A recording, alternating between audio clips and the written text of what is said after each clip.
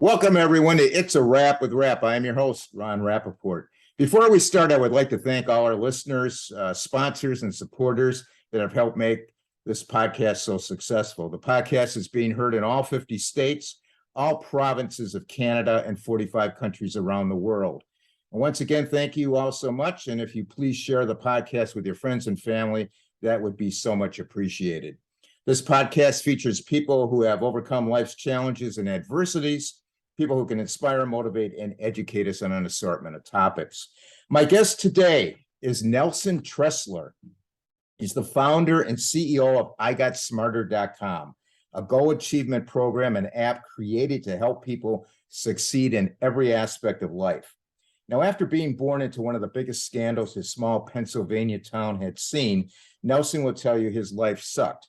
But he set goals and turned his life around. He is the author of the book entitled The Unlucky Sperm Club. You are not a victim of your circumstances, but a product of your choices.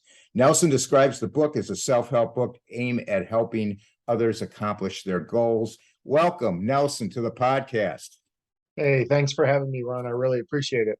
It's a pleasure to have you. And we've had our issues trying to get Nelson. He is a busy guy out in Las Vegas, Nevada, and we got him tonight. So we're very fortunate to have him.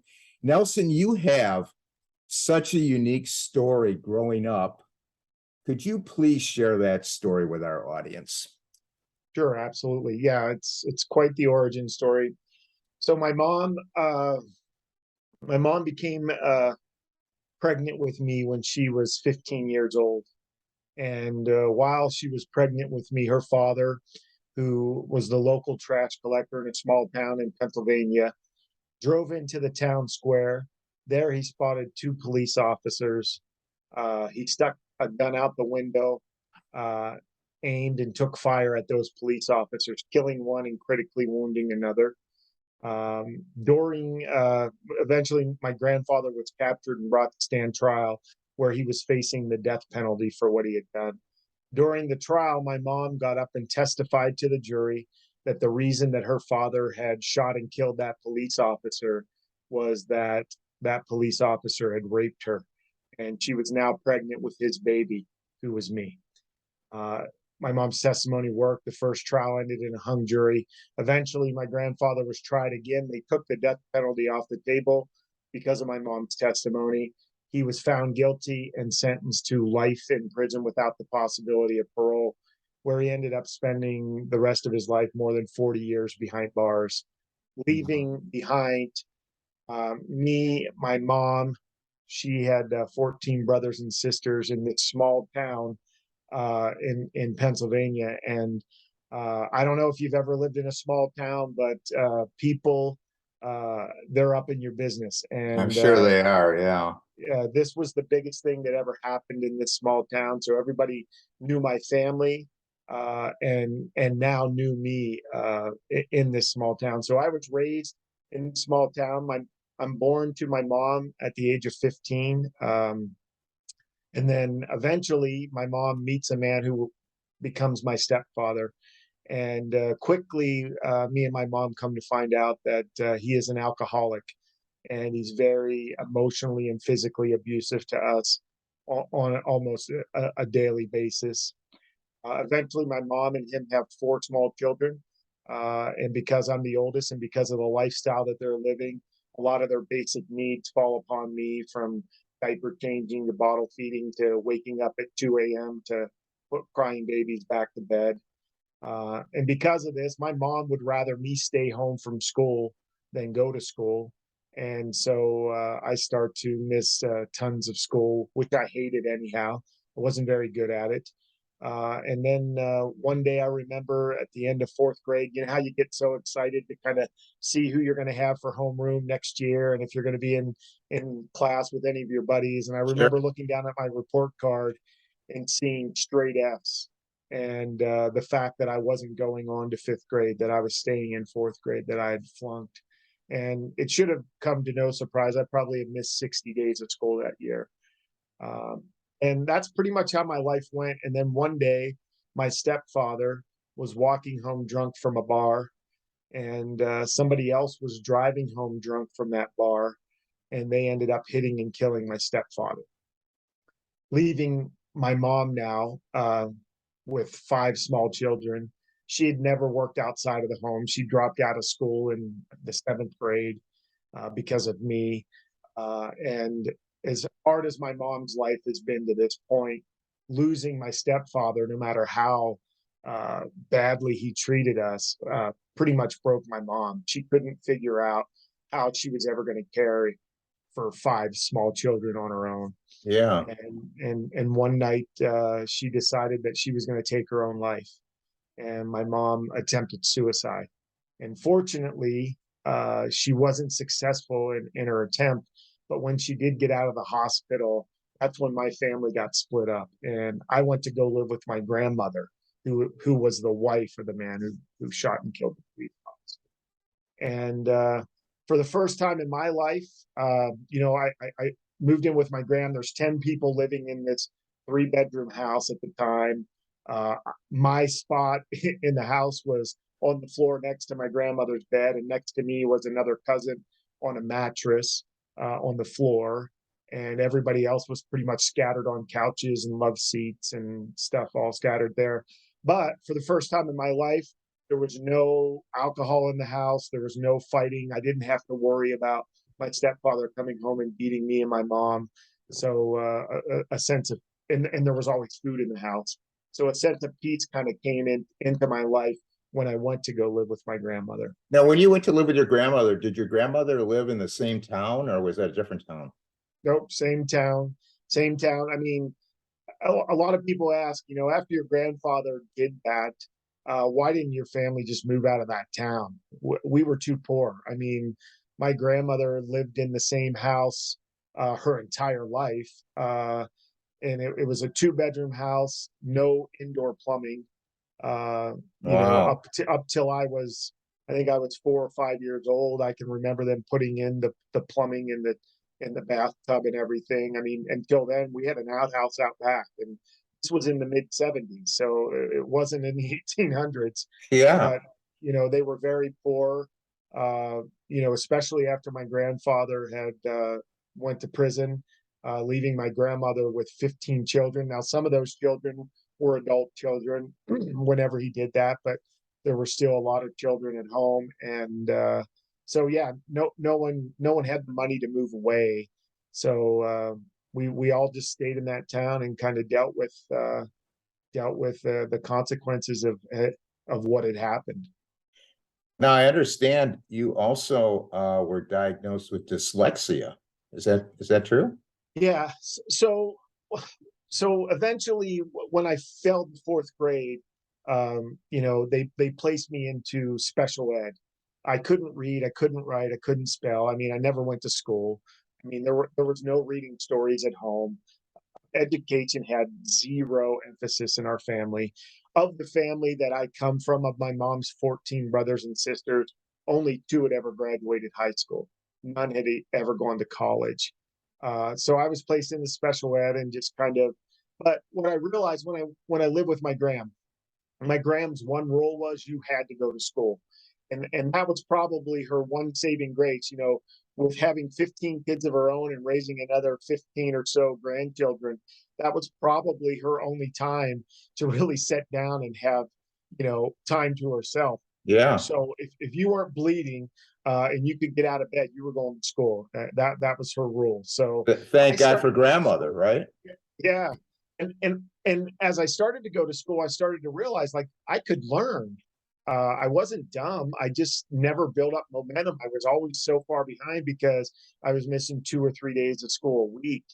And so I realized that. And then the one thing that changed was when I was in about the 7th grade, a counselor came into school and they talked about what it would take to get into college. Now, college never really crossed my mind. Like I said, I came from a family that if you graduated high school, that was like a huge plus. But whenever they were talking about it, I'm like, man, if I got a college degree, the rest of my life would just be easy. And I said to myself, I'm gonna graduate from college. I'm gonna be the first person. And you know what happens, as soon as you set a big goal, that voice in the back of your brain starts yelling at you all the reasons you shouldn't even try. And I remember thinking right after I did that, Nelson, you're in special ed, man. You can't read, you can't write, you can't spell, you have dyslexia. No one in your family's ever gone to college. Why? What are you even thinking? But I knew where I was headed. I knew what type of life I was going to live if I didn't do that. And I had absolutely nothing to lose. So from that day on, I started doing everything that I could do to get into college. And fortunately for me, I was a pretty good athlete and started to play sports and track and football. And I had one team that wanted me to come and play college football for them. And because of that, they were willing to massage the admission requirements. And because of that, and when I say massage, I'm talking deep tissue, Yeah. massage, not just caressing. And because of that, eventually I became that first person to go to college and went to school. So you But did graduate high school. I did graduate high school, yeah, Okay. uh, with a 2.2 grade point average. Hey, that's not bad. Yeah, I mean, so considering everything that you had to go through. yeah, so yeah, I went to college, but then the scholarship and the Pell Grants and all that wasn't enough. Uh, I owed like $3,000 at the end of the semester, and my gram was making $4,800 a year through Social Security. So there was no way I was going to be able to pay, $3,000. And I knew I was going to be stuck in that situation every single year. And my buddy was headed into the Air Force on the GI Bill. And he had talked to me about that. And I'm like, you know what? That solves two problems for me. One, it showed me how I was going to be able to pay for college. And two, it got me out of that town that I had so much baggage in. And I remember, flying on that plane, flying on a plane for the first time in my life. And I wasn't scared. I was so excited. And I remember just looking out the window and thinking to myself, Nelson, you can be anybody you want to be now because nobody knows who you are. No one knows who your family is. You don't have to deal with any of that anymore. You can be anybody you want. And I just remember just like a weight had fallen off my shoulders. And eventually, it took me 12 years from the time I set that first goal. I went to 4 different universities, 4 years in the United States Air Force, but eventually I became the first person in my family to get that college degree. Well, I want to thank you for for your service, number one. And I'd like to ask you, after hearing all this that you went through in your early years, for the people out there, tell us how someone can, in your opinion, overcome a trying childhood. You know what? For the longest time, I gave my childhood a negative meaning. I hated it. I hated everything that I had to go through. I hated everything that people, the way people treated me. I hated, having dyslexia and not being able to read and write. I hated all of that. But whenever I got into the Air Force and then eventually going to college, I really got into personal development. And I realized, like with goals, I set that one goal, right, to graduate from college. And that I realized, man, if I could do that, what other goals could I accomplish? And one of the things that I realized is that everything that happens to us in our lives, it only has the meaning that we're willing to give it. We get to assign meaning to everything. So for the longest time, I started giving that my childhood, my past, a negative meaning. In fact, I didn't want anybody to know about my past and my family. I only told my wife right before I married her, just so she would know, and it didn't come up. I felt like I had to tell her, but I never told anybody else. I moved away from that town. I never moved back. I never told my in-laws. I never told my friends. Never even told my kids about my past because I was running from it. I'm like, why do I want anybody to know that? But then I started to give that past a positive meaning. I started to think, you know what, Nelson, you lived this life for a reason. You were able to overcome it for a reason. And that reason is so that you can help other people and let other people know that, hey, no matter what circumstances you're in, you're not the victim of those circumstances. You're the product of your choices. And as soon as I started giving my past a positive meaning, it started to fuel me. It started to energize me to get out there and to tell everybody about it so that they can take strength from what I overcame to overcome whatever their bad circumstances. Yeah, I always use that old saying, some people say, well, why is this happening to me? And I think sometimes you have to ask yourself, why is this happening for me? Absolutely. I love Yeah. that. Yeah. Yeah. So you go on to attend college, you join the Air Force, you finish your studies at UNLV, Yep. and you founded your first company. You also spent 20 years in the real estate field. So tell us about a little bit about that time of your life. Yeah. So I got out of the Air Force. I'm married. Um, Me and my wife have our first child, and I'm still going to college. My wife is working as a dental assistant, and I'm washing windows in Las Vegas to get through school. And that was no easy task. It's 120 in Vegas most of the summer, and the windows get probably about 190, and you put water on them, the water dries before you can even get up to it. So it was a rough job, but eventually I got a finance degree, and I was in the last semester of my degree, and I had to take an internship. It was a requirement, and I had waited too long, and I didn't get anything. I wanted to be a stockbroker, and there were no interns available, and so I was just going to take whatever intern I could. And eventually I found something in the commercial real estate industry, which I didn't even know what commercial real estate was, but I'm like, I might want to own a couple rental properties or something, who knows. Eventually I ended up getting an internship with a good firm in Las Vegas, with the top guy in the office, and I just took to it. I loved sales. I loved to help people, find spaces for their businesses and purchase properties. And anyhow, after my internship, uh, my well, so during that time, this guy, one day he had a check on his desk. Me and my wife are living in this small 2-bedroom house. She's working, I'm washing windows. I think I made $6,000 washing windows the year before. I go in, and this guy just got a check, and it was like for $7,000. And he puts it on the corner of his desk, and it's not even paying any attention to it. And I look down, and I'm like, holy cow, $7,000. And I went home to my wife, and I said, he got a check today for $7,000.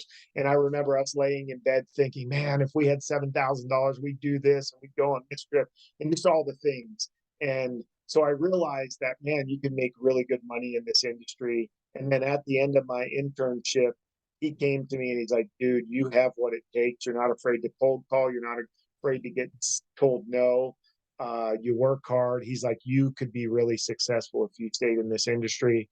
And if you'd like, I'd like to hire you to come on and be my assistant and learn under me and help me on my deals. And after seeing those type of checks, I'm like, sign me up. Yeah, And I'm in. yeah, sign me up. I'm in. And, he paid me by the hour the first couple years. So I was still washing windows, still struggling to get by, but I was learning the trade, and he was teaching it to me.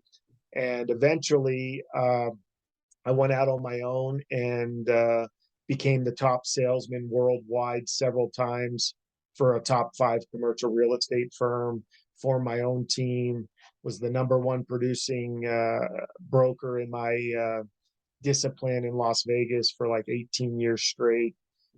So very successful doing that. And then all along the way, I'm very entrepreneurial. I saw other opportunities. I was able to start a few businesses, children's learning centers, pet resorts, tanning salon, trampoline parks, those sorts of things, and eventually was able to sell a few of those businesses and be able to retire from commercial real estate after 20 years. Well, I have a couple questions for you. How can someone break the chains of abuse and failure in their family? Yeah. That's my first question. Well, the thing is you can't do anything about the past. Um, and you make your decisions and you make your choices, and you need to understand that your choices have consequences. A lot of times growing up, as I was going through the childhood that I went through, I didn't know what I wanted to do. I didn't know who I wanted to be, but I knew who I didn't want to be. I knew what I didn't want to do. And I started to try to make choices that would get me as far away from being that person or doing those things as I could, not even knowing what I wanted to do or who I wanted to be. And I think sometimes that's where you can just start is I don't know who I want to be. I don't know where I want to go, but I know where I don't want to end up, and I know who I don't want to turn out like. And I'm going to start to make those choices to get away from that. But um, one of the things in our program, I got smarter, is we form what we call an alter ego, and this is a person, our perfect version of ourselves, and we design it. And we really get into it. We know exactly what they do in certain circumstances and how they respond, when they're tired, and Yeah. how they respond when they don't want to do something. But uh, and then we start to try to make those type of choices. And what you find out is you start to become closer to becoming that person than the person that you used to be. And then all of a sudden you think, when you design this, this was the perfect version of yourself. And after doing this for a few months or a year or so, what you realize is all of a sudden that perfect version of yourself is further along than where you ever thought you would get. And now you're shooting for something above and beyond. So you're always striving to become that better version of yourself. Yeah. And we're going to get into I got smarter. Uh, what do you attribute your driving force and ambition to create all that you did? What do you attribute that to? You know what? I think there's a lot of factors in that. I mean, one, I'm always hungry for success. I know what it's like not to have that. I mean, my family's probably, definitely my number one motivator. I want to show them what it's like to do your best and achieve uh, becoming the best version of yourself. But in the back of my mind, there was always that part of me that told myself, I want to show these people that doubted me, that always looked at me as that kid from the trial, or that kid from that family, or that kid in special ed, or who got free lunch. I always wanted to, in the back of my head, show them that I was valuable, that they misjudged me, that I could do, great things. And I think some of that is definitely driving me as well. Well, what was the reaction of your family, or maybe even, I don't know if some of the people in that small town knew whatever happened to you after you left, but what was the reaction? You know what? My family was proud of me. They definitely were happy with my success. I mean, like anything though. I mean, I come from a huge family, so I have over 150 cousins, Wow. and I think Yeah, with 15 kids. Yeah. yeah. So for the most part, I think everybody was happy for my success. But you always have, and I write about this in my book called The Unlucky Sperm Club, the crab bucket syndrome, to where you know you put one crab in a bucket, and the crab can crawl out and go into the ocean. You put multiple crabs in that bucket, and none of those crabs are going to crawl out, because every time one crab tries to crawl out, the other crabs will reach up and pull it down, and they all end up dying in that bucket. And I think, I had a few cousins that were like that saw, when I published my book and started to get the word out there of my success and the things that I were doing, that kind of lashed out at me and started to try to drag me down. I mean, there's two ways to have the biggest building in town: build it, or tear all the taller ones down than yours is. And I had some of that, but overall, when I went back to my town, people treated me like royalty. They were really happy for me. Uh, they had nothing but good things to say, and I think they were all proud of what I had become. Yeah, well, there's always going to be a Exactly. few naysayers. Nelson, what was the impetus to give you the idea and the desire and energy to write the book and create your app for people to achieve their goals? Tell us about the impetus and tell us a little bit about the book. Yeah, I'd had my career in commercial real estate. I'd sold a bunch of big businesses, and I just looked at how blessed I was, and I thought, okay, what am I going to do with the rest of my life? I've been so blessed, and I just thought to myself, you know what? There are so many people out there that are only one goal away from getting that positive momentum to change their lives, and not only change their lives but change their families' lives. Goals are generational. They don't just change the current person's life, they change their families' lives and their families' lives. And I'm living proof of that. I mean, my kids are living a drastically different life than I'm living, just from one goal. So I wanted to give back. I mean, goals are goals are a simple thing, but there's so many people that misunderstand them and don't know how to properly set them and then achieve them. And I had used goals from as far back as I could remember. And then I got really serious about personal development and goals after I, graduated college, used them in my career to become, better than I ever thought I could. And I wanted to share that information and those strategies and techniques with anybody and everybody, because I know all of us will live better, more fulfilling lives if we learn how to set and achieve our life's biggest goals.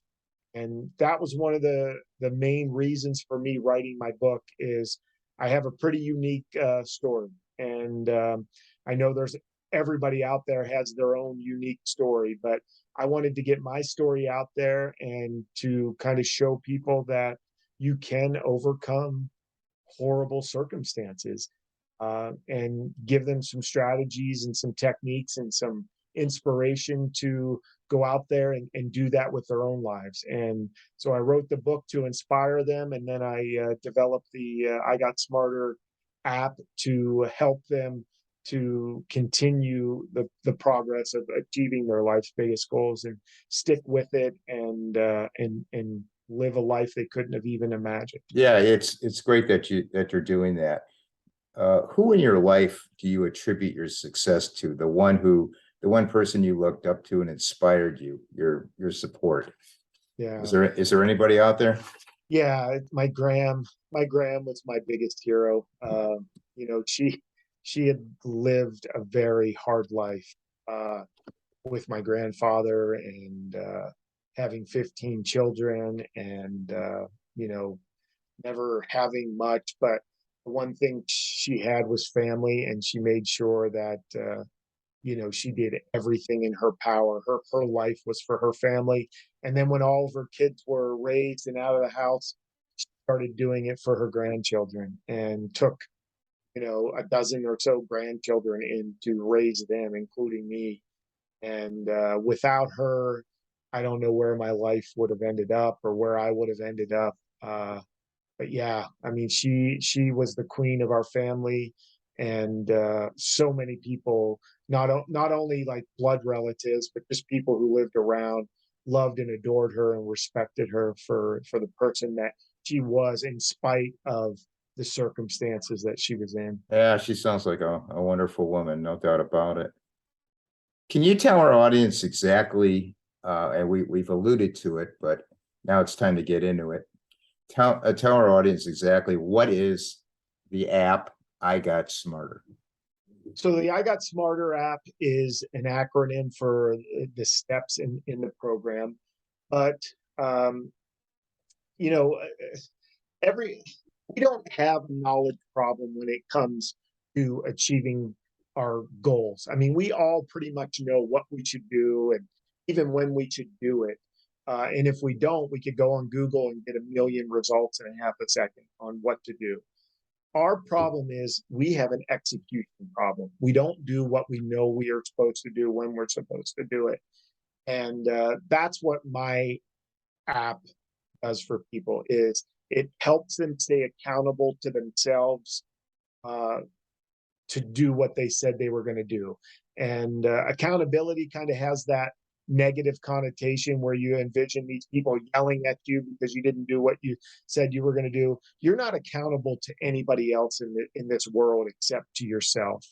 And we teach that in our program, but we also teach you to be accountable to yourself and to really know what your why is and to understand that your goals are your goals and to surround you with like-minded people that are out there trying to achieve their own biggest, life's biggest goals. And everybody's going to help each other stay focused and get past those bad days where you don't feel like doing your goals, because everybody quits after that one day where you just didn't do it for whatever reason. And then you're going to start the next day or the next Monday or the next month, and then you don't. And then you wake up and it's 5 years, 10 years later, and you're nowhere closer to your goals. And in fact, you're way farther behind because now you're older and you have less time and less energy and all that. So I Got Smarter is a goal achievement app that, 3% of goals actually get achieved. Uh, with I Wow. Got with I Got Smarter, we flipped that. If you use the app and you continually use the app, 97% of your goals will get achieved. Wow, that's a great percentage.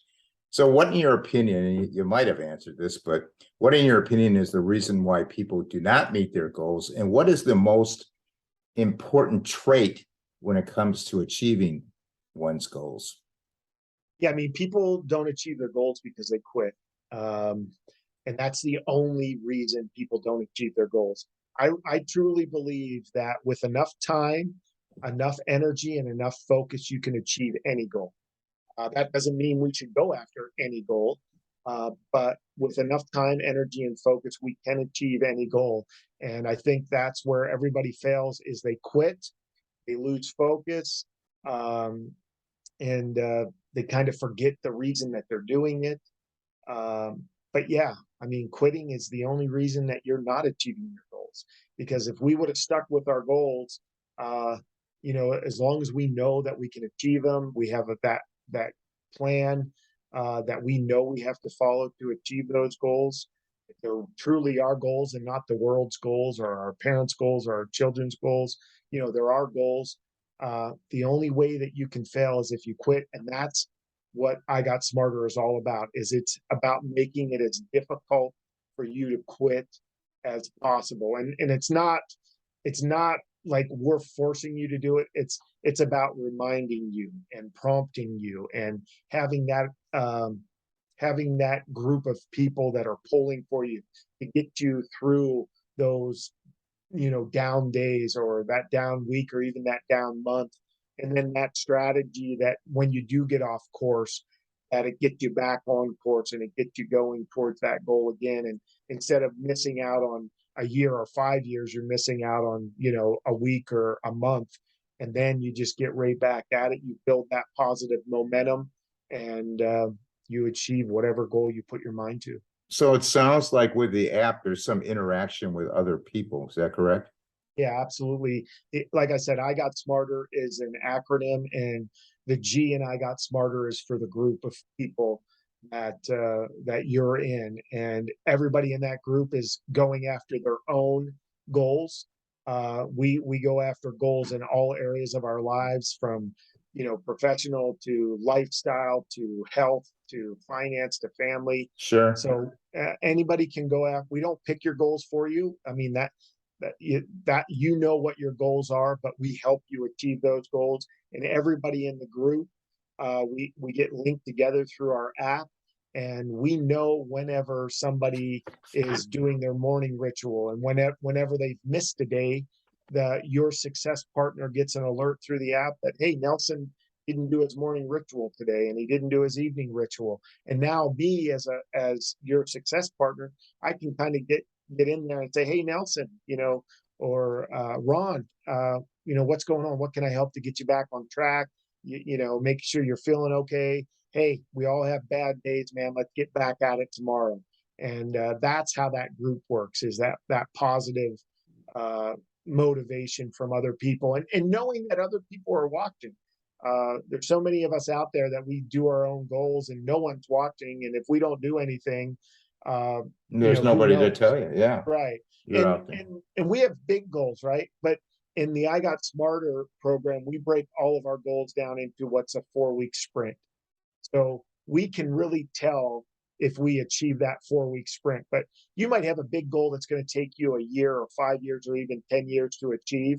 So really, what can you do today or even this week or this month that's going to make a difference in that 10-year goal?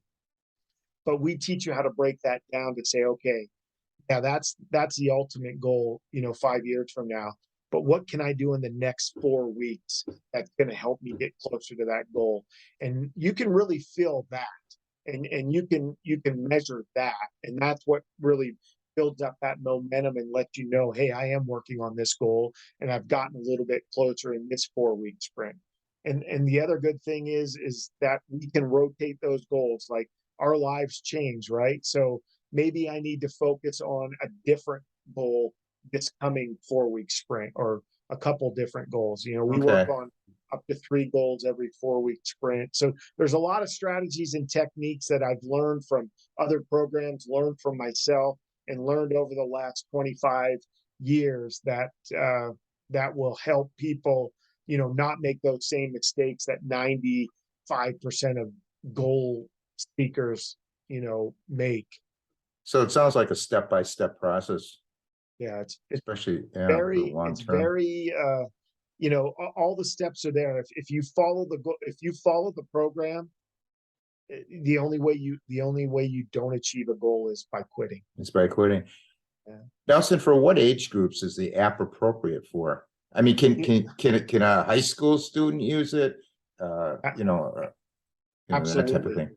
Yeah, absolutely. Anybody who wants to achieve a goal, this program is for them. I mean, whether you're in 8th grade and your goal is to get straight A's or to make the football team, or what have you, I mean, this will help you really set those goals and then come up with that plan to achieve it and actually fulfill it. Or, you're 90 years old and you have a goal to, travel to 15 different countries or visit all the national parks, or whatever it is. It'll help you achieve that. So yeah, it's appropriate for 8 to 100. So you must have all age groups that are involved with it, Yeah, we do. using it. Yeah, we do. Now you have another program titled 6 Months to Success. Now, how does that differ from the I Got Smarter program? Can you tell us about that program? Yeah, so 6 months to success was the first goal program that I started before COVID, and that program meets in groups, live groups. So we meet once a month, and so you physically get in a room with those people. It's a little more intimate. I mean, you get to really know those people and get to see them. Whereas on I Got Smarter, it's a virtual, and you're doing the same thing we're doing here with that. So when COVID struck, I had to figure out a way, okay, how to get this program out there without being able to meet in groups. And just like any goal, right? There's those hurdles that bounce up in front of you, and Yeah. you just got to get after it and say, okay, here's the hurdle. How am I going to figure this out? How am I going to get over it? And when COVID struck, that's when I got back up and determined, like, okay, yeah, everybody's getting used to Zoom and FaceTiming, and let's just do it over Zoom, and we can have our meetings that way, and people can meet that way. And so I redeveloped the app to facilitate that type of meeting.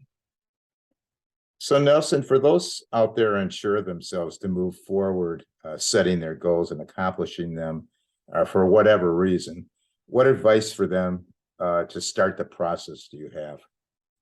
Just that start. I mean, everybody wants all the traffic lights to be green before they start on their journey. But the thing is with success, it's a lot like walking through fog. You can't see your hand in front of your face, but as you take one more step forward, you get to see something a little bit further ahead of you, and you take another step and you continue to see, and eventually you take enough steps that the fog kind of splits and you can see it. But if you never take that first step, you're never going to get to that point. So just start where you are, you know, right now where you are. That's the only place we can ever start.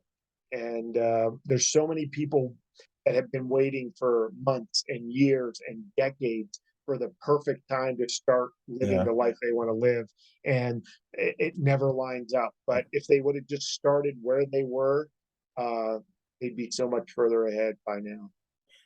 So many are afraid of failure, so they talk themselves out of changing their situation. Tell our audience your thoughts on the subject of failure.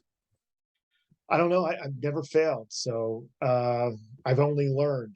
I may not have hit my goals on time. I may not have gotten the overall goal that I wanted, but I learned, and that's what failure is to me. Is when you come up short, when you fall down, learn from it, get back up, and keep going. I mean, you only fail when you quit.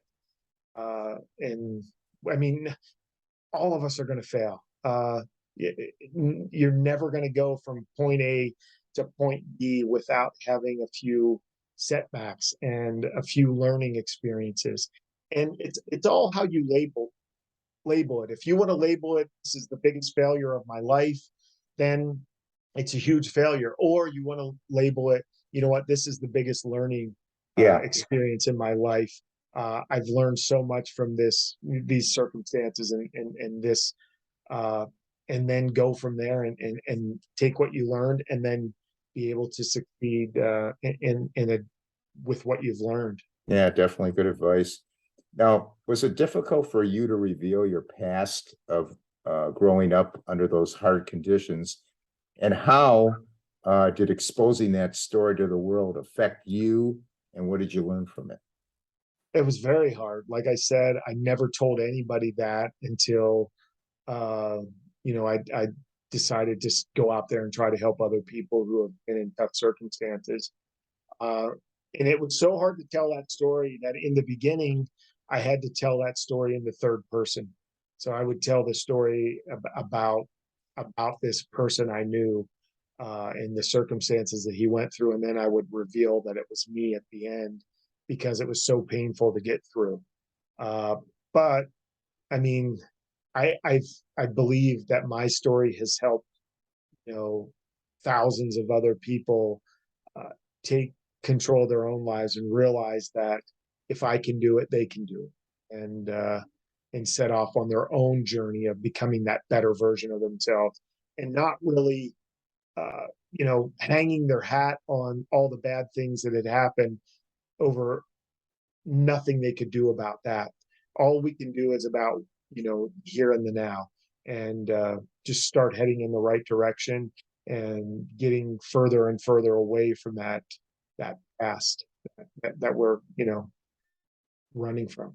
Yeah, and that was my next question. What advice would you give to someone that is struggling to overcome their past? But I think you just answered it. Yeah, and I think it's also envisioning that future that you want, realizing that you can have a better future. I think that's where people get is thinking that, oh, that could never happen to me, or I could never be in that situation. Man, I am living a life that, 30 or 30 years ago, I couldn't even imagine. I couldn't have written it down because I didn't know it existed. Right. But here I am living it because of every single day of just getting up and working towards it, knowing, that I was willing to work hard for it. And then every time I kind of reached a goal, I realized, hey, there's something bigger and better out there that I want, and I can work towards that too. And then all of a sudden, all these new opportunities open up to you, and this life that you couldn't even have imagined, all of a sudden you're living it. So Nelson, how can people contact you? How can they obtain the book and the app? Yeah, you can buy the book everywhere books are sold. Probably the easiest is Amazon. Okay. Again, it's called The Unlucky Sperm Club. You are not a victim of your circumstances, but a product of your choices. Right. And then the app, you can find the app uh, at I Got Smarter or 6 Months to Success. But probably the easiest way to connect with me is at my website, NelsonTressler.com. Okay, so we're going to put that in the podcast notes. Nelson's website is NelsonTressler.com. If you want to purchase the app or whatever, or learn about it, IGotSmarter.com. And then the course is the number 6 months to the number 2 success.com. Is that correct? Right. Okay, so we'll put that in the podcast notes for everybody out there. Nelson, before we have to conclude, please leave our audience with one piece of lasting advice. Yeah, I mean, I'm going to go back to that advice that I gave is things only have the meaning that you're willing to give them. You get to write the story. And by you being the author, everything that happens to you, you get to give it meaning. So I know it's hard sometimes, and I know a lot of us have gone through tough situations and horrible circumstances. But if you dig deep enough, if you look at it from enough angles, always that silver lining that you can find in every situation that you're in.